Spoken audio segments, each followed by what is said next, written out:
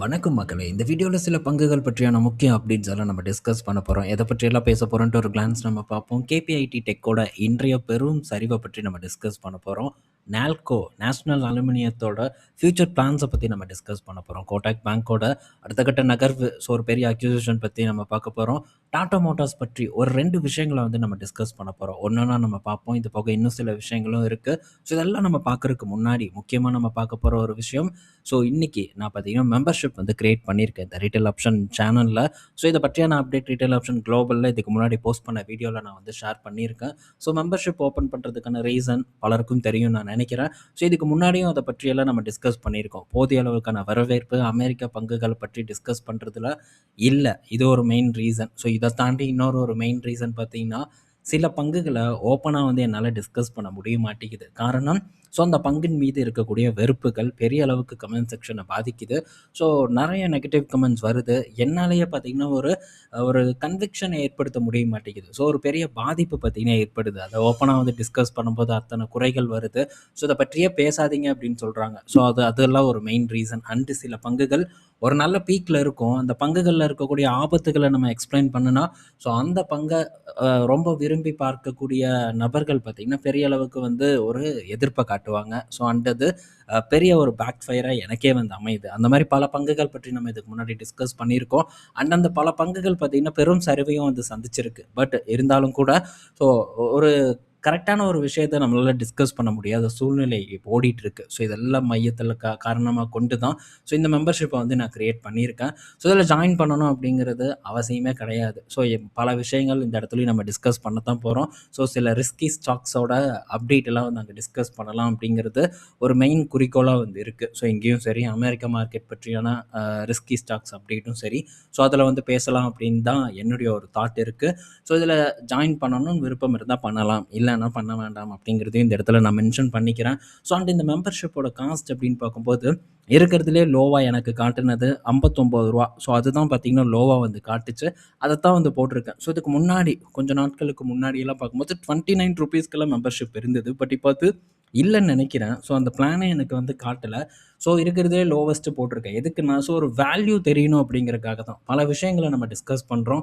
Individual stock analysis நம்ம எடுத்து தனியாக பண்ணினாலும் கூட போதிய வரவேற்பு பார்த்திங்கன்னா இருக்க மாட்டேங்குது. ஏன்னா ஒரு குறிப்பிட்ட ஃபேமஸ் பங்குகளை பற்றி டிஸ்கஸ் பண்ணினா மட்டும்தான் ஸோ பெரிய வரவேற்பு இருக்கே தவிர, புதுசாக நம்ம ஒரு பாட்டமில் இருக்கக்கூடிய பங்குகளையோ இல்லை ஒரு நல்ல சரிவை கொடுத்த பங்குகளை நம்ம அதில் இருக்கக்கூடிய விஷயங்களை டிஸ்கஸ் பண்ணால் ஸோ போதிய வரவேற்பு இல்லாத ஒரு சூழ்நிலை இருந்துட்டு தான் இருக்குது. ஸோ அதெல்லாம் இனி நம்ம பிரச்சனையே இல்லாமல் அந்த இடத்துல டிஸ்கஸ் பண்ணலாம். ஸோ அதுக்கேற்ற ஒரு வருவாய் எனக்கும் அது கிடைக்க தான் போகுது. ஸோ அதனால் நானும் எந்த விதமான இதுவும் இல்லாமல் ஸோ பெரிய நெகட்டிவ் ஃபீட்பேக் இல்லாமல் நான் பாட்டுக்கு என்னுடைய வேலையை தொடர்ந்து செய்யலாம். அண்ட் இன்னொரு ஒரு முக்கியமான விஷயம், ஸோ இதில் எந்த விதமான பை அண்ட் செல் காலும் வந்து இருக்க போகிறது இல்லை. ஸோ ஜஸ்ட் வந்து என்னுடைய அனாலிசிஸ் அண்டு நான் என்ன பண்ணுறேன் அப்படிங்கிற ஒரு அப்டேட் தான் வந்து அந்த இடத்துல கொடுக்க போகிறேனே தவிர, ஸோ பை பண்ணுங்கள், இந்த விலையில் வாங்குங்க, இந்த விலையில் விற்றுருங்க, ஸோ இதை வாங்குங்க, இதை விற்றுருங்க அப்படின்ட்டு எந்த இடத்துலையும் வந்து சொல்ல போகிறதில்ல. அதையும் மனசில் வச்சுக்கோங்க. ஸோ அதனால் தேவை இருந்ததுன்னா போடலாம், இல்லைனா வந்து ஸ்கிப் பண்ணிக்கலாம். ஓகே, அதை இந்த இடத்துல நான் மென்ஷன் பண்ணிக்கிறேன். ஸோ இன்னும் பார்த்தீங்கன்னா இந்த மெம்பர்ஷிப் ஓப்பன் ஆகிருக்காது. ஸோ நாளைக்கு இல்லைனா நாளான்னைக்கு மேபி வரலான்னு நான் நினைக்கிறேன். ஸோ வரும்போதும் அந்த அப்டேட்டை நான் உங்கள் கூட ஷேர் பண்ணுறேன். ஸோ ஓகே, இப்போ நம்ம வந்து வீடியோக்குள்ளே போவோம். ஃபஸ்ட்டு நம்ம பார்க்க போகிறது மார்க்கெட் ஜென்ரல் அப்டேட் தான். நிஃப்டி 50 இன்னைக்கு டேயில் ஒரு நல்ல பர்ஃபார்மன்ஸை கொடுத்துட்ருக்கு. 160 பாயிண்ட்ஸ் வரைக்கான ஏற்றத்தை டெலிவர் பண்ணிகிட்டு இருக்கு. பேங்க் நிஃப்டி ஒரு 430 பாயிண்ட்ஸ் வரைக்கான ஏற்றத்தை இப்போ வரைக்கும் போஸ்ட் பண்ணிட்டு இருக்கு. ஸோ இன்னைக்கு இந்த இந்துஸ்தான் யூனிலிவர் சடனாக பார்த்தீங்கன்னா ஒரு ஏற்றத்தை கொடுத்துருக்கு. கிட்டத்தட்ட 2.5% வரைக்கான ஏற்றம் இன்னைக்கு நடந்திருக்கு. ஸோ ஏன்னு தெரில, இப்போ ஒரு ₹2120 ₹115 கிட்ட வந்துச்சு. இப்போ திரும்ப பார்த்தீங்கன்னா ஒரு ஏற்றத்தை போஸ்ட் பண்ணியிருக்கு. ஸோ ஃபர்தராக டிப்பானால் நல்லாயிருக்கும் அப்படின்னு தான் என்னுடைய ஒரு எதிர்பார்ப்பு இருந்தது. பட் அதுக்குள்ள அந்த எதிர்பார்ப்பை பொய்யாக்கிருச்சு இந்த பங்கு அப்படின்னே வந்து சொல்லலாம். ஸோ அடுத்தது கேபிஐடி பற்றி தான் நம்ம டிஸ்கஸ் பண்ண போகிறோம். ஸோ கேபிஐடி பார்த்திங்கன்னா இன்றைக்கி டேயில் பெரும் சரிவை சந்திச்சிருக்கு. என்னப்பா காரணம் அப்படின்னு பார்த்தா, ஸோ அவங்களுடைய Q1 USD ரெவன்யூ பார்க்கும்போது ஒரு 1% வரைக்கும் இயர் ஆன் இயரில் ட்ராப் ஆகும் அப்படின்ட்டு நிறுவனம் வந்து சொல்லியிருக்காங்க. இதன் காரணமாக இந்த நிறுவன பங்கை போட்டு இன்றைக்கி பொழந்து எடுத்திருக்காங்க. ஸோ அது மட்டும் இல்லை, இந்த ரெவன்யூ டிப் ஆகிறதுக்கான ரீசன் என்னென்னா, ஸோ ஸ்பெண்டிங் கட் நடக்குது. யூரோப்பியன் ஆட்டோமொபைல் OEMs பார்த்திங்கன்னா ஸ்பெண்டிங்கை வந்து குறைக்கிறாங்க. நம்ம இதுக்கு முன்னாடி பார்த்தோம் வாக்ஸ்வேகனாக இருக்கட்டும், மற்ற பெரும் நிறுவனங்களாக இருக்கட்டும், BMW போன்ற நிறுவனங்களாக இருக்கட்டும். ஸோ எந்த அளவுக்கு வந்து காசு கட் பண்ண முடியுமோ அந்த அளவுக்கு பண்ணிட்டு இருக்காங்க. இது ஒன்றும் புது நியூஸ் இல்லை. உங்கள் எத்தனை பேருக்கு ஞாபகம் இருக்கும் அப்படின்ட்டு எனக்கு தெரியல. ஸோ இந்த Tata LXi, Tata tech and KPIT இந்த 3 நிறுவனங்களை பற்றியும் இதுக்கு முன்னாடி நம்ம தனியாக வந்து டிஸ்கஸ் பண்ணோம். ஸோ இதில் இருக்கக்கூடிய ஆபத்துகளை பற்றியும் நம்ம க்ளீனாக வந்து எக்ஸ்பிளைன் பண்ணோம். ஏன்னா இந்த 3 நிறுவன பங்குகள் டாடா எலக்ஸியை கூட விட்டுருங்க. ஸோ டாடா டெக் அண்ட் இந்த கேபிஐடி ரொம்பவே பார்த்தீங்கன்னா ஃபேவரட்டான நிறுவனங்கள் ரீட்டைலர்ஸை பொறுத்த வரைக்கும். இதில் இருக்கக்கூடிய ஆபத்துகளை கிளியர் கட்டாக நம்ம எக்ஸ்பிளைன் பண்ணோம். இப்போ இந்த நிறுவனம் பார்த்தீங்கன்னா தொடர்ந்து ஒரு ப்ரெஷரை தான் ஃபேஸ் பண்ணிகிட்டு இருக்கு. ஸோ என்ன ப்ரோ இது மட்டும்தான் வந்து சரிவடைஞ்சிட்டு இருக்கா? டிசிஎஸும் தான் நீங்கள் வாங்கினீங்க. ஸோ டிசிஎஸோட நிலைமை என்ன அப்படிங்கிற ஒரு கேள்வி இருக்கலாம். ஆனால் ஸோ ஒரு பெட்டர் ரேஞ்சுக்கு வெயிட் பண்ணி நம்ம வாங்குகிறோம். ஸோ கேபிஐடிக்கும் அதே தான் பொருந்தும். ஸோ கேபிஐடியும் மேபி ஒரு பெட்டர் ரேஞ்ச் வந்ததுன்னா நமக்கு ஒரு சான்ஸ் ஏற்படுத்தலாம். அதுக்கப்புறம் திரும்ப சரிவு கூட வந்து ஏற்படுத்தலாம். ஸோ இதில் என்ன ஒரு முக்கியமான ஒரு விஷயம் அப்படின்னா, சரிவு நம்மளால் கண்டிப்பாக ப்ரெடிக்ட் பண்ண முடியாது. ஆனால் பெட்டர் லெவலில் ஓரளவு நம்மளால் ப்ரெடிக்ட் பண்ண முடியும். ஸோ அதுக்கப்புறம் சரிவடைகிறது பார்த்திங்கன்னா மார்க்கெட் கையில் தான் இருக்குது. ஸோ மார்க்கெட்டில் இப்போது எப்படி ஐடி பங்குகளுக்கு தொடர்ந்து பார்த்திங்கன்னா ஒரு கெட்ட செய்திகள் வந்து வந்து அதை எந்திரிக்க விடாமல் வந்து பண்ணிகிட்டு இருக்கோ. ஸோ இந்த மாதிரி சடனாக என்ன வேணால் வந்து நடக்கலாம். ஸோ அதில் நம்ம எப்படி ப்ரிப்பேராக வரணுன்ட்டு முன்கூட்டியே நம்ம பிளான் பண்ணுவோம். ஸோ டிசிஎஸை உதாரணமாக எடுத்துக்கிட்டா, ஸோ என்னோட லாஸ்ட்டு ஒரு லம்சம் பார்த்தீங்கன்னா 1500 வந்தால் பண்ணுவேன் அப்படின்ட்டு சொன்னேன். ஸோ அந்த டைமில் இது வருவதற்கான பாசிபிலிட்டிஸ் இருக்கான்னு கேட்டாங்க. ஸோ பாசிபிலிட்டிஸ் இருக்கா என்னன்னு எனக்கும் அப்போ தெரியாது. மேபி வந்ததுன்னா என்ன பண்ணலாம் அப்படிங்கிற ஒரு திட்டம் எனக்கு இருந்தது. ஸோ அந்த டைமில் லம்சம் பண்ணுறதுக்கான ஒரு ஒரு தயாரோட தான் நான் வந்து இந்த பங்குலயே களம் இறங்கினேன். ஸோ இந்த மாதிரி திட்டத்தோட ஒரு சரியான லெவலுக்கு போகும்போது எதிர்பாராத ஒரு சரிவு ஏற்பட்டதுன்னா அந்த சரிவை நம்மளால் டேக்கிள் பண்ண முடியும் அப்படிங்கிறது என்னோட கருத்து. ஸோ நம்ம ஒரு பெஸ்ட் லெவலுக்காக வெயிட் பண்ணி அதை ஃபோக்கஸ் பண்ணுறது தான் முதலீட்டில் நம்ம ஒரு நல்ல வெற்றியை சந்திப்பதற்கான ஒரு வாய்ப்பு. ஸோ இப்போ இது ஒரு திரும்ப புது லோவை நோக்கி வந்து நகர்ந்து போயிட்டுருக்கு. ஸ்டில் இதோட வேல்யூவேஷன் பெட்டராக வந்து இல்லை. ஆனால் டாடா டெக் கூடலாம் கம்பேர் பண்ணும்போது பெட்டராக இருந்தாலும் கூட ஸோ இப்போதைக்கு ஆட்டோமேட்டிவ் இண்டஸ்ட்ரி இன்னும் கொஞ்சம் ப்ரெஷரில் இருக்குது. ஸோ அதனால் அவங்க எந்த அளவுக்கு எவ்வளோ காசு கட் பண்ண முடியுமோ அந்த அளவுக்கு வந்து பண்ணிகிட்டு இருக்காங்க. எல்லா செக்மெண்ட்லேயும் வந்து பண்ணிகிட்டு இருக்காங்க. ஸோ ஃப்யூச்சரில் ஸோ இந்த அட்டானமஸ் டிரைவிங்கில் அவங்க என்ட்ரு ஆகுறாங்க. ஸோ அதில் கூட அவங்க காசு கட்டிங்க பெரிய அளவுக்கு வந்து எக்ஸ்பெக்ட் பண்ணுறாங்க. லோ காஸ்ட்டில் ப்ரொவைட் பண்ணணும் அப்படிங்கிறது தான் ஒவ்வொரு ஆட்டோமேட்டிவ் நிறுவனத்தோட குறிக்கோளாக வந்து இருக்குது. ஸோ இதெல்லாம் ரொம்ப வந்து நம்ம நுண்ணிப்பாக வந்து கவனிக்கணும். அப்படி நம்ம கவனிக்கும் போது தான் ஸோ இன்னும் வந்து நமக்கு ஒரு கிளியரான ஒரு வியூ கிடைக்கும். ஓகே இந்த இடம் நல்ல ஒரு இடமா இருக்கே அப்படின்ட்டு நம்மளால் ஃபைன் பண்ணவே முடியும். ஸோ இது என்னுடைய ஒரு அப்டேட். இன்றைக்கி டேயில் நல்ல சரிவு ஏற்பட்டிருக்கு. தொடருமா அப்படிங்கிறத பொறுத்திருந்து வந்து பார்ப்போம். பட் வேல்யூவேஷன் கரெக்ஷன் ஏற்படும் அப்படின்னு தான் இந்த பங்கை பொறுத்த வரைக்கும் நான் எக்ஸ்பெக்ட் பண்ணுறேன். அடுத்தது பார்த்திங்கன்னா ஸோ இந்த electric two wheeler sales so இதில் சூப்பரான ஒரு பர்ஃபார்மன்ஸை பார்த்திங்கன்னா எலக்ட்ரிக் மொபிலிட்டி நிறுவனங்கள் கொடுத்துட்ருக்கு. அதுலேயும் குறிப்பாக டிவிஎஸ் அண்ட் பஜாஜ் ஆட்டோ ஏத்தரையும் சேர்த்திக்கலாம். சூப்பரான சேல்ஸ் பார்த்திங்கன்னா நடந்துட்டு வந்துட்டுருக்கு. டிவிஎஸ் பார்க்கும்போது கிட்டத்தட்ட 44,000 வண்டி 44,467 வண்டி விற்றுருக்காங்க. 65% இயர் ஆன் இயரில் உயர்ந்திருக்கு. ஸோ அதே மாதிரி மார்க்கெட் ஷேரும் உயர்ந்திருக்கு. ஸோ இதே பஜாஜ் ஆட்டோ பார்க்கும்போது 40,576 வண்டிகளை வந்து விற்றுருக்காங்க. ஸோ இவங்களோட சேல்ஸும் பார்த்திங்கன்னா 69% உயர்ந்திருக்கு. ஏத்தர் பாருங்கள் 79% சேல்ஸ் உயர்ந்திருக்கு. 29,422 வண்டி விற்றுருக்காங்க. அதே நேரத்தில் ஓலா பார்க்கும்போது ஸோ இவங்க 5th பொசிஷனில் இருக்காங்க. இவங்களுக்கு முன்னாடி ஹீரோ வந்து இருக்காங்க. கிட்டத்தட்ட 20,000 வண்டி கிட்ட பார்த்திங்கன்னா ஹீரோ வந்து விற்று ஸோ 4வது இடத்துல இருக்காங்க. இதே ஓலா பார்க்கும்போது 15,096 யூனிட் விற்றுருக்காங்க. பட் இவங்களுடைய சேல்ஸ் பார்க்கும்போது அந்த ஒரு குவார்ட்டர்லி சேல்ஸ் அப்படின்னு நம்ம எடுத்துக்கிட்டால் அது இம்ப்ரூவ் ஆகிருக்கு. டபுள் ஆகிருக்கு அப்படின்னே சொல்லலாம். பட் இது இயர் ஆன் இயர் கூட எல்லாம் கம்பேர் பண்ணும்போது டிக்ளைன் தான் வந்து ஆகிருக்கு. ஆனால் ஸோ இந்த ஓலா சேல்ஸை பொறுத்த வரைக்கும் அதாவது பிப்ரவரி மாதம் வரைக்கும் அவங்களுடைய சேல்ஸ் ரொம்ப மோசமாக இருந்தது. எப்போ இருந்து நவம்பர் 25லேருந்து பிப்ரவரி 26 வரைக்கும் சேல்ஸ் ரொம்பவே படுத்துருச்சு. இப்போ திரும்ப பார்த்தீங்கன்னா அதை ரெக்கவர் பண்ணி கொண்டு வந்துட்டு இருக்காங்க இந்த ஓலா நிறுவனம் அப்படிங்கிறத நம்ம புரிஞ்சுக்கணும். ஸோ இந்த ரெக்கவர் தொடருமான்னு பார்க்கணும். அவங்க டார்கெட் இந்த 15,000 யூனிட் தான் மாதத்துக்கு. ஸோ அதை வந்து இந்த மாதமும் அச்சீவ் பண்ணியிருக்காங்க. ஸோ தொடர்ந்து இது ஹிட் ஆகுதாங்கிறத வெயிட் பண்ணி பார்க்கணும். அண்ட் அவங்க புது மாடலை இன்னும் லான்ச் பண்ணாமல் இருக்காங்க. இது ஒரு பெரிய ட்ராபேக்காக இருக்குது. ஸோ என்ன திட்டம் போட்டிருக்காங்கங்கிறதெல்லாம் நம்ம பொறுத்து இருந்து தான் பார்க்கணும். ஸோ புது மாடல் லான்ச் ரொம்ப முக்கியம். ஏத்தர் இப்போ பக்காவாக அதை பண்ணுறாங்க. அடுத்த ஒரு மாடல் பார்த்திங்கன்னா லான்ச் பண்ண போகிறாங்க. ஸோ அதுவும் பார்த்திங்கன்னா சேம் இப்போ இந்த ஐக்யூப் மாதிரி இருக்கிற மாதிரி ஒரு வண்டி தான். அதையும் லான்ச் பண்ண போகிறாங்க. ஸோ இந்த ஏத்தர் ரிஸ்க் தான் லான்ச் பண்ண உடனே ஸோ மொமெண்டம் பார்த்திங்கன்னா அப்படியே சேஞ்ச் ஆயிடுச்சு ஏத்தரை பொறுத்த வரைக்கும். பட் இந்த நிறுவனம் ஒன்றும் பெருசாக பண்ணாமல் இருக்குது. ஸோ டெஃபினட்டாக வந்து பண்ணணும். ஸோ அண்டு மார்க்கெட்டிங்கும் பெரிய அளவுக்கு வந்து பண்ணணும். ஸோ அதை பண்ணலைன்னா கண்டிப்பாக ஃபெயிலியர் ஆவாங்க. ஏன்னா ஒவ்வொரு நிறுவனங்களும் பார்த்திங்கன்னா இந்த இன்ஃப்ளூயன்சர் மூலியமா, யூடியூப் மூலியமா அண்ட் இன்ஸ்டாகிராம் மூலியமா பல வகையில மார்க்கெட்டிங் பண்றாங்க. இவன் மார்க்கெட்டிங் பண்றதுக்கு மூக்கால அழுகுறான். ஸோ இப்படி அழுதா கண்டிப்பா வந்து விற்பனைய இம்ப்ரூவ் பண்ண முடியாது. ஸோ பெரும் நிறுவனங்கள்ல இருந்து சிறு நிறுவனங்கள் வரைக்கும் இப்போ எல்லாருமே இன்ஃப்ளூயன்சர தான் வந்து நாடிட்டு இருக்காங்க. ஸோ டெஃபினட்டா இந்த ஒரு மார்க்கெட்டிங் பண்றது மூலியமா விற்பனைய உயர்த்த முடியுங்கிறது என்னுடைய ஒரு நம்பிக்கை. ஸோ ட்ராக் பண்ணுவோம் தொடர்ந்து என்ன நடக்குதுன்ட்டு. ஸோ அடுத்தது டாட்டா இப்போ சிஆர்ஐ ஈவிய வந்து லான்ச் பண்ணிட்டாங்க. ஸோ 18 கிட்டத்தட்ட 19,00,000 அப்படிங்கிற விலையில வந்து லான்ச் பண்ணியிருக்காங்க. ஸோ இதோட டாப் எண்ட் பார்க்கும்போது 25 லேக்ஸுக்கு மேலே வந்து போகுது. 665 கிலோமீட்டர் வரைக்கும் ரேஞ்ச் கிடைக்கிறதாவும் சொல்லியிருக்காங்க. லைஃப் டைம் பேட்டரி வாரண்டி கொடுத்துருக்காங்க. அண்ட் இதோட கிராஷ் டெஸ்ட் பார்த்துருப்பீங்கன்னு நான் நினைக்கிறேன். நான் ஒரு வீடியோ பார்த்தேன். ஸோ ஒரு லாரி முன்னாடி நிற்குது. அந்த லாரிக்கு முன்னாடி போய் சாரி பின்னாடி வந்து டாடா சிஆர்ஐ நிற்குது. பேக்கில் ஒரு லாரி வந்து இடிக்குது. ஸோ இடிச்சும் ஒன்றும் ஆகலை அப்படிங்கிற ஒரு கிராஷ் டெஸ்ட்டை வந்து இவங்க காட்டியிருக்காங்க. ஸோ ஒவ்வொரு மாடலுக்கும் நீங்கள் எடுத்து பாருங்கள். ஸோ டாட்டாவோட மிகப்பெரிய செல்லிங் பாயிண்ட்டே இந்த சேஃப்டி தான். ஸோ சேஃப்டியை மையமாக கொண்டு தான் இவங்க விற்பனையை வந்து பெருக்கிட்டு வந்துட்டு இருக்காங்க. அண்ட் பிராண்ட் நேமை வந்து ரீபில்ட் பண்ணிட்டு இருக்காங்கங்கிறது நமக்கு தெளிவாக வந்து தெரியுது. ஸோ ஒவ்வொரு மாடலுக்கும் ஒவ்வொரு வகையான கிராஷ் டெஸ்ட்டை வந்து இவங்க காட்சிப்படுத்திட்டு இருக்காங்க. ஆனால் மற்ற எந்த நிறுவனங்களுமே இதை வந்து பண்ணாமல் இருக்காங்க. ஸோ இதை லேட்டாக புரிஞ்சுட்டு ஆரம்பிப்பாங்க அப்படிங்கிறது என்னோட எதிர்பார்ப்பாக இருக்குது. இப்போதைக்கு அவங்க லூஸில் விட்டுருக்காங்க.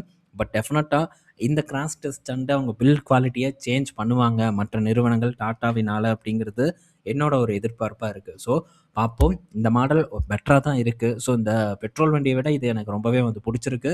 ஸோ ரேட்டும் பார்க்கும்போது ஒரு நார்மலாக மஹிந்திராவோட அந்த ப்ரைஸிங்க்கு தான் இவங்க வந்து பண்ணியிருக்காங்க. ஸோ இப்போது கம்பைன்டு சேல்ஸ் பார்க்கும்போது சிஆர்ஓவோட விற்பனை அதிகமாகிறதுக்கான வாய்ப்பு இருக்குது. எப்படியும் வந்து ஒரு 12,000 வண்டி கிட்ட விற்பதற்கான சான்ஸ் இருக்குன்னு நான் நினைக்கிறேன். இப்போ ஒரு 7,000 வண்டி கிட்ட வைக்கிறாங்க. ஸோ இது ஈவிலையும் வரும்போது ஒரு 12,000 வண்டி கிட்ட மேக்ஸிமம் வந்து டச் பண்ணுறதுக்கான வாய்ப்பு அதிகமாக இருக்குங்கிற எதிர்பார்ப்பு எனக்கு இருக்குது. ஸோ நெக்ஸ்ட் மந்த் பார்ப்போம் விற்பனை எப்படி நடந்திருக்குன்ட்டு. ஸோ அடுத்தது நால்கோ கிட்ட இருந்த அப்டேட் என்னன்னா, ஸோ நால்கோ பார்த்தீங்கன்னா இப்போ ஒரு 20,000 கோடிக்கு மேலே 30,000 கோடி வரைக்கும் பார்த்தீங்கன்னா முதலீடு பண்ண போகிறதா சொல்லியிருக்காங்க. எங்கெங்கே பண்ண போகிறாங்க? பவர் பிளான்ட் அண்டு புது ஸ்மெல்டர் வந்து உருவாக்க போகிறதா ஒரு தகவல் வந்து கிடச்சிருக்கு. ஸோ 1000 மெகாவாட் அளவுக்கான பவர் பிளான்ட்டை வந்து இவங்க இப்போது உருவாக்க போகிறதா தகவல் வந்து கொடுத்துருக்காங்க. ஸோ இது நால்கோவுக்கு ஒரு நல்ல செய்தி. ஒரு காலத்தில் ஒரு அருமையான ஒரு இடத்துல இருந்தது. 8% வரைக்கும் டிவிடெண்ட் கொடுத்த ஒரு நிறுவனம் இப்போது டிவிடெண்டெல்லாம் எங்கேயோ வந்து உயர்ந்துருச்சு. அந்த ரேட்டில் வாங்கியிருந்தா அண்டு அதோட கேபிட்டல் அப்ரிஷியேட்டும் பெட்டராக வந்து நடந்திருக்கு இந்த நால்கோ. ஆனால் இது அந்த டைமில் தயங்குனாங்க. பட் இப்போ எப்படி போயிருச்சு? இப்போ ரீட்டைல் இன்வெஸ்டர் ஆர்வத்தை காட்டுறாங்க. இது சரியான நேரம் இல்லை அப்படிங்கிறத நம்ம புரிஞ்சுக்கணும். அடுத்தது ஸோ இப்போது தளபதி விஜய் நம்ம சிஎம் அவர்கள் என்ன சொல்லியிருக்காங்க அப்படின்னா, இப்போ ரீசெண்டாக ஒரு பஸ் ட்ராவல் பண்ணியிருந்தாரு. நீங்கள் எல்லோரும் பார்த்துருப்பீங்கன்னு நான் நினைக்கிறேன். ஸோ இப்போ அது முடிச்சதுக்கப்புறம் பார்த்தீங்கன்னா, இனி கவர்மெண்ட் அதாவது தமிழ்நாடு கவர்மெண்ட் வாங்கக்கூடிய பஸ் எல்லாமே ஏசி பஸ்ஸாக மட்டும்தான் இருக்கும் அப்படின்ட்டு ஒரு அறிவிப்பை வந்து கொடுத்துருக்காங்க. ஸோ இதன் மூலியமா யாருக்கு பயன் கிடைக்கும் அதிகமாக அப்படின்னு பார்த்தா, அசோக் லைலாண்டுக்கு கிடைப்பதற்கான வாய்ப்பு தான் அதிகமாக வந்து இருக்குது. ஏன்னா ஸோ இங்கே நம்ம தமிழ்நாட்டில் மேனுஃபேக்சரிங்கோட ப்ரெசன்ஸை வந்து அவங்க தான் அதிகமாக வச்சுருக்காங்க. ஸோ தொன்று தொட்டு பார்த்திங்கன்னா இங்கேயே வந்து பிஸ்னஸ் பண்ணி இங்கேயே வந்து அவங்க பஸ்ஸையும் விற்கிறதுக்கான ஒரு ஒரு மேபி ஒரு டீல் முன்னாடி போட்டிருக்கலாம். ஸோ நாங்கள் இங்கே இது பண்ணுறோம், பிளான்ட் அமைக்கிறோம், ஸோ வேலை வாய்ப்புகளை உருவாக்குறோம், பஸ் எங்கள் பஸ்ஸை வாங்கிக்கோங்க அப்படின்னு கூட வந்து சொல்லியிருக்கலாம். ஸோ கண்டிப்பாக அவங்க பஸ் விற்பதற்கான வாய்ப்பு தான் அதிகமாக வந்து இருக்குது. ஸோ இது அசோக் லைலாண்டுக்கு ஒரு நல்ல செய்தி தான். ஸோ இன்றைக்கி டேயில் அசோக் லைலாண்ட் ஒரு பாசிட்டிவ் பர்ஃபார்மன்ஸை போஸ்ட் பண்ணிகிட்டு இருக்கு. கிட்டத்தட்ட 4% வரைக்கான ஏற்றத்தை போஸ்ட் பண்ணியிருக்கு. Same time Tata motor commercial vehicle இன்றைக்கி டேயில் நெகட்டிவாக தான் வந்து பர்ஃபார்ம் பண்ணிகிட்ருக்கு. அதே தான் டாடா மோட்டார் பேசஞ்சர் வெஹிக்கிள் பொறுத்த வரைக்கும் நடந்துகிட்ருக்கு. ஸோ பார்ப்போம் அசோக் லைலாண்டுக்கு புது கான்ட்ராக்ட்ஸ் வந்து கிடைக்குதா நம்ம தமிழ்நாடு கவர்மெண்ட் கிட்டே இருந்துட்டு. ஸோ நெக்ஸ்ட் அது மட்டும் இல்லை, யூபிலையும் பார்த்தீங்கன்னா அவங்க இப்போது அந்த மேனுஃபேக்சரிங் ஃபெசிலிட்டி அமைச்சிருக்காங்க. ஸோ யூபியும் ஒரு பெரிய ஸ்டேட்டு. ஸோ அங்கேயும் பார்த்தீங்கன்னா இப்போ ரீசெண்டாக ஹைட்ரஜன் பஸ் அண்ட் எலக்ட்ரிக் பஸ்ஸை வந்து கொடுத்துருந்தாங்க, லான்ச் பண்ணியிருந்தாங்க. ஸோ அங்கேயும் பார்த்தீங்கன்னா அவங்களுடைய விற்பனை உயர்வதற்கான வாய்ப்பு இருக்குது அப்படிங்கிறத நம்ம இந்த இடத்துல புரிஞ்சுக்கணும். So next so Kotak bank பார்த்தீங்கன்னா இந்த டாய்ச் கரெக்டாக சொல்கிறேன்னா என்னன்னு தெரியல. இந்த டாய்ச் பேங்க்கை பார்த்தீங்கன்னா அதில் இருக்கக்கூடிய சில பிஸ்னஸை வந்து அக்யூர் பண்ணுறதா ஒரு தகவல் வந்து கிடச்சிருக்கு. ஸோ இதன் மூலிமா ஒரு 15,000 கஸ்டமர் கிட்ட உள்ளே வரப்போகிறோம். 1,50,000 கஸ்டமர் கிட்ட வந்து உள்ளே வரப்போகிறாங்க. அண்டு ரீட்டைல் பேங்கிங், அதுக்கப்புறம் wealth management business, asset management இதெல்லாம் பார்த்தீங்கன்னா ஸோ இந்த கோட்டாக் பேங்க்குள்ளே வந்து வரப்போகுது. அந்த டாய்ச் பேங்க் இருக்கும். ஸோ அவங்க பார்த்தீங்கன்னா கார்ப்பரேட் பேங்கிங் சர்வீஸ், வெல்த் அதாவது இந்த இன்வெஸ்ட்மெண்ட் பேங்கிங் இதெல்லாம் வந்து அவங்க ப்ரொவைட் பண்ணுவாங்க அப்படின்னு சொல்லியிருக்காங்க. ஸோ 27 வரைக்கும் இந்த டிரான்சிஷன் ப்ராசஸ் இருக்கும் அப்படிங்கிற ஒரு செய்தியும் வந்து நமக்கு கிடைச்சிருக்கு. ஸோ இது ஒரு பெரிய ஒரு மைல் ஸ்டோனாக வந்து பார்க்கப்படுது. ஆக்சிஸ் வந்து சிட்டியை வாங்கினாங்க. சிட்டியில் ஒரு பிஸ்னஸை வாங்கி கார்டு பிஸ்னஸ்ன்னு நினைக்கிறேன். ஸோ வாங்கி அவங்களுடைய கிரெடிட் கார்டு ப்ரெசன்ஸை பெரிய அளவுக்கு வந்து உயர்த்தினாங்க. ஸோ இப்போ கோட்டாக்கும் பார்த்தீங்கன்னா அடுத்தடுத்த கட்ட நகர்வை வந்து நகர்ந்து கொண்டு போயிட்டு இருக்காங்க. ஸோ இது முக்கியமாக நம்ம கவனிக்க வேண்டிய ஒரு விஷயம். ஆனால் இதோட பலன் கிடைப்பதற்கு கண்டிப்பாக காலம் எடுத்துக்கும் அப்படின்ட்டு உறுதியாக வந்து சொல்லலாம். ஸோ நெக்ஸ்ட்டு நயாரா கிட்ட இருந்து ஒரு அப்டேட். ஸோ இந்த நயாரா பெட்ரோல் பங்க் தெரியும்னு நினைக்கிறேன். 7000 பங்கு கிட்ட இந்தியாவில் வந்து இவங்க ஆப்ரேட் பண்ணிட்டு இருக்காங்க. ஸோ இந்த வாரம் ஆரம்பித்த உடனே பார்த்தீங்கன்னா இவங்களுடைய பெட்ரோல் காஸ்ட்டை வந்து படிப்படியாக உயர்த்த ஆரம்பித்தாங்க. ஸோ இப்போ ரூ. 113 கிட்ட அவங்க பெட்ரோல் காஸ்ட் இருக்குது. ஸோ டீசல் எவ்வளோன்னு தெரியல. பெட்ரோல் ரூ. 113 கிட்ட இருக்குது. இப்போது ரூ. 5 வந்து பெட்ரோல் ப்ரைஸை வந்து கட் பண்ணுறாங்க. ஸோ அப்படி கட் பண்ணாலும் கூட கவர்மெண்ட் பிஎஸ்சி ஓஎம்சிஸ் வந்து எவ்வளோக்கு விற்கிறாங்களோ அந்த ரேட்டுக்கு தான் வருது. ஸோ அவங்களாம் ஒரு ரூ. 108 கிட்ட விற்கிறாங்க. இப்போ அதே ரேட்டுக்கு பார்த்தீங்கன்னா நயாரா எனர்ஜியாக அவங்க பெட்ரோலை வந்து ப்ரைஸ் பண்ணுறாங்க. ஸோ அங்கே விலை கம்மியானதும் ஸோ இவங்க பார்த்தீங்கன்னா விலையை குறைச்சிருக்காங்க. ஸோ விலையை குறைச்சும் பிஎஸ்யூ கம்பெனிஸோட விலைக்கு தான் இருக்குது அப்படிங்கிறத நம்ம புரிஞ்சுக்கணும். ஸோ பார்ப்போம் தொடர்ந்து இன்னும் வேகமாக வந்து ஃபியூல் ப்ரைஸ் வந்து கட் ஆக ஆரம்பிக்குது அப்படின்ட்டு. அண்ட் கமர்ஷியல் எல்பிஜி ப்ரைஸையும் வந்து ஒரு ₹180 கிட்டலாம் வந்து கட் பண்ணியிருக்காங்க ஓஎம்சி கம்பெனிஸ். ஸோ தொடர்ந்து இது நடந்ததுன்னா நல்ல விஷயம் அப்படின்ட்டே சொல்லலாம். ஆனால் என்னதான் வந்து ஃபியூல் ப்ரைஸ் இதெல்லாம் வந்து கட் பண்ணாலும் ஏறின விலைவாசி ஏறினது தான், திரும்ப வந்து குறைக்கவே முடியாது. இதுதான் காலகாலமாக நடந்துட்டு இருக்கக்கூடிய ஒரு விஷயமும். ஓகே, ஸோ அடுத்தது பார்த்தீங்கன்னா ஜெயலர்ட்ட இருந்து ஒரு அப்டேட்டு. ஸோ இப்போது யூரோப்பியன் ப்ரீமியம் பிராண்ட்ஸ் எல்லாம் பார்த்தீங்கன்னா சைனாவில் பிஸ்னஸ் பண்ண முடியாமல் ரொம்பவே ஸ்ட்ரகிள் ஆகிட்டு இருக்காங்கிறத நம்ம பார்த்துருப்போம். ஸோ இப்போ வாக்ஸ்வேகன் எல்லாம் அங்கே இருக்கக்கூடிய ஒரு நிறுவனத்தோடு சேர்ந்து ஒரு ஜாயின்ட் வெஞ்சரில் பிஸ்னஸ் பண்ணிட்டு இருக்காங்க. சேல்ஸ் வந்து அவங்களுக்கு ரொம்ப இம்பார்ட்டண்டான ஒரு இடம் வாக்ஸ்வேகனை பொறுத்த வரைக்கும். இப்போது ஜெயலர் பார்த்தீங்கன்னா என்ன சொல்கிறாங்கன்னா, நாங்கள் ரொம்பவே ஒரு உறுதியாக இருக்கோம் சைனா பிஸ்னஸை பொறுத்த வரைக்கும். ஸோ ப்ரீமியம் நல்லா ப்ளே பண்ணும் அப்படிங்கிற ஒரு எதிர்பார்ப்பை பார்த்தீங்கன்னா ஜெயலர் வச்சுருக்காங்க. ஸோ இது எந்த அளவுக்கு வெற்றியை தேடி கொடுக்கும் அப்படிங்கிறத பொறுத்திருந்து பார்க்கணும். பென்ஸ், பிஎம்டபிள்யூ போன்ற பெரும் நிறுவனங்கள், போர்ஷே போன்ற நிறுவனங்கள் கூட சைனாவில் பிஸ்னஸ் பண்ணுறதுக்கு ரொம்பவே ஸ்ட்ரகிள் ஆகிட்டு வந்துட்டு இருக்காங்க. ஸோ இப்போது ஆல்ரெடி ஸ்ட்ரகிள் ஆகிட்டு இருக்கக்கூடிய ஜெயலர் நிறுவனம் ஸோ இப்போது 2.0 அதாவது ஜாக்வாரோட புது மாடல் இப்போ இன்ட்ரடியூஸ் பண்ண போகிறாங்க.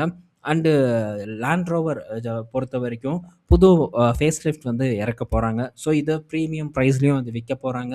ஸோ ஆல்ரெடி டேக்ஸஸ் வந்து கொஞ்சம் உயர்ந்திருக்கு சைனாவை பொறுத்த வரைக்கும். ஸோ எப்படி வந்து பர்ஃபார்ம் பண்ண போகிறாங்க அப்படிங்கிறது ரொம்பவே கேள்விக்குறியான ஒரு விஷயம். மேபி இந்த இடத்துல அவங்க ஃபெயிலியர் ஆனாங்கன்னா ஸோ பெரிய அளவுக்கான ஒரு ஷேர் ப்ரைஸ் கரெக்ஷனை நம்ம ஈஸியாக வந்து எக்ஸ்பெக்ட் பண்ணலாம். டொமஸ்டிக் மார்க்கெட் அட்டகாசமான பர்ஃபார்மன்ஸை போஸ்ட் பண்ணிகிட்டு இருக்காங்க. குளோபல் மார்க்கெட் இன்னுமே ப்ரூவ் பண்ணாத ஒரு இடத்துல இருக்காங்க. அது எல்லாமே இவங்க லான்ச் பண்ணக்கூடிய புது மாடலில் தான் இருக்குது. மேபி புது மாடல்ஸோட வெற்றி நல்லா இருந்ததுன்னா டாடா மோட்டார் ஷேர் ப்ரைஸை நம்மளால் கையிலேயே பிடிக்க முடியாது. ஸோ நீங்கள் என்ன பண்ணுவீங்க இந்த ஒரு ரேஞ்சில்? ஸோ இப்போ வந்து ரிஸ்க் எடுக்கலாமா, இப்போ எடுப்பீங்களா அப்படிங்கிறத கமெண்ட் செக்ஷனில் மென்ஷன் பண்ணலாம். ஸோ என்னை பொறுத்த வரைக்கும் எடுக்கிறதுக்கு ஒர்த்தான ஒரு நிறுவனம். ஆனால் சரிவடைஞ்சா சரிவும் பெரிய அளவுக்கு இருக்கும் அப்படிங்கிறத புரிஞ்சுக்கணும். ஸோ நான் எடுக்க மாட்டேன். ஏன்னா என்கிட்ட ஆல்ரெடி இருக்குது. அதனால் நான் வந்து டெஃபினட்டாக எடுக்க மாட்டேன். ஸோ நான் வெயிட் பண்ணுறேன் இந்த இடத்த பொறுத்த வரைக்கும். ஸோ இந்த ஸ்ட்ரகிளை கிராஸ் பண்ணுறது ரொம்ப கஷ்டம் அப்படின்னு நான் நினைக்கிறேன். மேபி நான் நினைக்கிறது தவறாக கூட வந்து போய் முடியலாம். ஸோ நீங்கள் என்ன நினைக்கிறீங்க? ஸோ நீங்கள் இப்போ என்ன பண்ணுவீங்க அப்படிங்கிறத தாராளமாக வந்து மென்ஷன் பண்ணலாம். ஸோ என்ன அப்படிங்கிறத நம்மளும் வந்து புரிஞ்சுக்கலாம். ஸோ இப்போது இந்த ப்ரீமியம் பிராண்ட்ஸ் எல்லாம் வந்து சைனாவில் ஸ்ட்ரகிள் ஆகிறாங்க அப்படின்னு நம்ம பார்த்தோம்ல. ஸோ இதை பற்றி நம்ம பலமுறை எக்ஸ்பிளைன் பண்ணியிருக்கோம். இருந்தாலும் இவங்க ஸ்ட்ரகிள் ஆகிறதுக்கான ரீசன் என்னன்னு இப்போ தெரியுமா? இப்போ ஒரு கிளியரான ஒரு எக்ஸாம்பிள் உங்க கூட நான் காமிக்கிறேன். ஸோ இப்போது பிஒய்டி பார்த்தீங்கன்னா இந்த வண்டியை லான்ச் பண்ணியிருக்காங்க. என்ன விலைன்னு பாருங்கள் மேலே. ஸோ ஸ்டார்டிங் ப்ரைஸ் இதுதான் $27,770 வந்து இந்த காரை வந்து இவங்க லான்ச் பண்ணியிருக்காங்க. 7 சீட்டர் எம்பிவி. ஸோ இது என்ன மாடல் அப்படின்ட்டு எல்லாருக்கும் தெரியும். ஸோ வெல்ஃபயர், இந்த லெக்ஸஸ் போன்ற நிறுவனங்களை அப்படியே காப்பி அடித்து தான் வந்து விற்கிறாங்க. ஸோ இதோட விலை $27,000. ஸோ $28,000 கூட ரவுண்ட் ஆஃப் பண்ணிக்கலாம். ஸோ அப்படி பண்ணும்போது நம்ம இந்திய மதிப்புக்கு என்ன ரேட்டு வருது? ரொம்ப சீப்பாக வருது. இப்போ நம்ம டாடா சியாராவோட டாப் எண்டுக்கு இந்த காரை வாங்கிட்டு போயிடலாம். ஸோ இதுதான் பார்த்தீங்கன்னா சைனா மார்க்கெட்டோட நிலவரமாக வந்து இருக்குது. ஸோ இப்போ புரியுதா ஏன் வந்து லக்ஸரி பிராண்ட்ஸ் வந்து ரொம்ப ஸ்ட்ரகிள் பண்ணுறாங்க சைனா மார்க்கெட்டில் அப்படின்ட்டு. எல்லாமே ஸோ சைனா நாட்டில் இருக்கக்கூடிய நிறுவனங்கள் அக்ரெசிவாக வந்து போட்டி போட்டுட்டு இருக்காங்க. குளோபலாக இருக்கக்கூடிய எல்லா மாடல்ஸையும் காப்பி பண்ணி இறக்குறாங்க. ஏன் நாளைக்கு ஜாக்வார் வந்து மேபி ஹிட் ஆச்சுன்னா அதே மாடலை காப்பி பண்ணி இறக்குவானுங்க சைனாக்காரனுங்க. ஸோ இதில் எந்த மாற்றமும் இல்லை. ஸோ ஹெவி காம்படிஷனை பார்த்தீங்கன்னா இவனுங்க டெலிவர் பண்ணிட்டு இருக்காங்க. இதுதான் பெரிய ஒரு ரீசன். ஸோ இதோட டாப் எண்ட் பார்க்கும்போது 2 வேரியன்ட் தான் இந்த எம்பிவில. ஸோ இதோட டாப் எண்ட் பார்க்கும்போது $29,000 கிட்ட, ஒரு $30,000 வச்சுக்கோங்க. $30,000 அப்படின்னு நம்ம எடுத்துக்கிட்டாலும், ஸோ ஒரு எவ்வளோ ஒரு 27, 28 லட்சம் அந்த மாதிரியான ஒரு ரேஞ்சில் டாப் எண்ட் நம்ம வாங்கிட்டு போகலாம். ஆனால் இந்த மாதிரியான கார் நம்ம நாட்டில் வாங்கணும்னா கிட்டத்தட்ட 80 லட்சம், 1 கோடி அந்த மாதிரி தான் வந்து நம்ம விலையை கொடுக்குற மாதிரி ஒரு சூழ்நிலை இருக்குது. பட் ரொம்ப அட்ராக்டிவாக கொடுக்கக்கூடிய ஒரு காரணத்தினால குளோபல் கம்பெனிஸ்னால சைனாவில் போட்டி போட முடியலங்கிறது கிளியராக நமக்கு வந்து தெரிய வருது. ஸோ இதெல்லாம் ரொம்ப முக்கியமான விஷயம். ஸோ மற்ற நிறுவனங்கள் அண்டு இந்த கார் இந்த ப்ரைஸுக்கு கொடுத்தாலும் டெக்னாலஜியில் எந்த குறைபாடும் இல்லாமல் வந்து கொடுக்குறாங்க. அதையும் நம்ம வந்து கவனிக்கணும். ஸோ நிறையா விஷயங்கள் இருக்குது. தொடர்ந்து இதை பற்றியெல்லாம் நம்ம டிஸ்கஸ் பண்ணுவோம் அப்கமிங் வீடியோஸில். இந்த வீடியோ பயனுள்ளதாக இருக்கும்னு நான் நினைக்கிறேன். ஈவினிங் நம்ம இன்னொரு வீடியோவில் மீட் பண்ணுவோம். பாய் மக்களே.